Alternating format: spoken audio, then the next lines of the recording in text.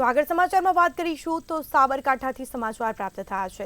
તો સાબરકાંઠાથી સમાચાર સામે આવ્યા। લોકસભાના ઉમેદવારી પત્રો ભરવાનો પ્રારંભ થયો છે। પ્રથમ દિવસે 28 ઉમેદવારી પત્રોનું વિતરણ થયું। 3 કલાક સુધી 28 ઉમેદવારી પત્ર વિતરણ થયા છે। તો મહત્વના સમાચાર, સાબરકાંઠા લોકસભાના ઉમેદવારી પત્રો ભરવાનો પ્રારંભ થઈ ચૂક્યો છે। તો પ્રથમ દિવસે 28 ઉમેદવારી પત્રોનું વિતરણ કરવામાં આવ્યું છે। સાથે જ 3 કલાક સુધી 28 ઉમેદવારી પત્ર વિતરણ થયા છે।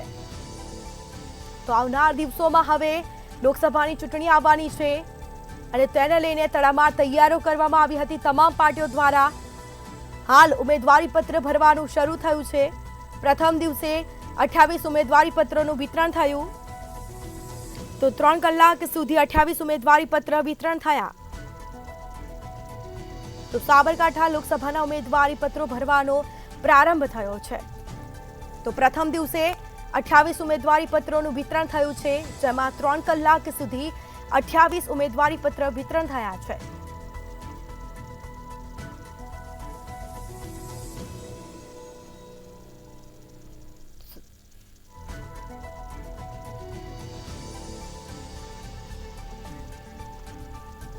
તો સમાચાર સામે આવી રહ્યા છે। સાબરકાંઠા લોકસભાના ઉમેદવારી પત્રો ભરવાનો પ્રારંભ થયો।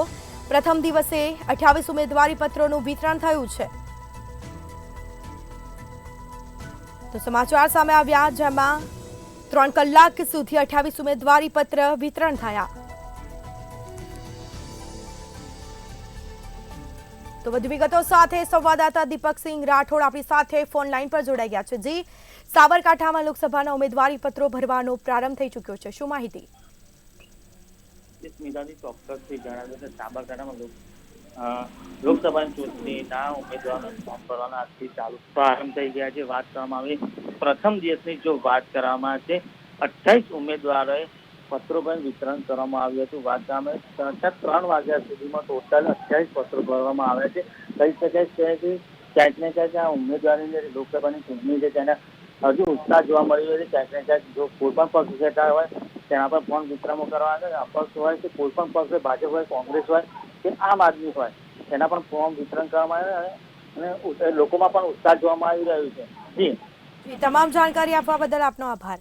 તો પ્રથમ દિવસે 28 ઉમેદવારી પત્રોનું વિતરણ થયું। 3 કલાક સુધી 28 ઉમેદવારી પત્ર વિતરણ થયા છે। તો સાબરકાંઠા લોકસભાના ઉમેદવારી પત્રો ભરવાનો પ્રારંભ થઈ ચૂક્યો। સાથે જ પ્રથમ દિવસે 28 ઉમેદવારી પત્રોનું વિતરણ થયું છે।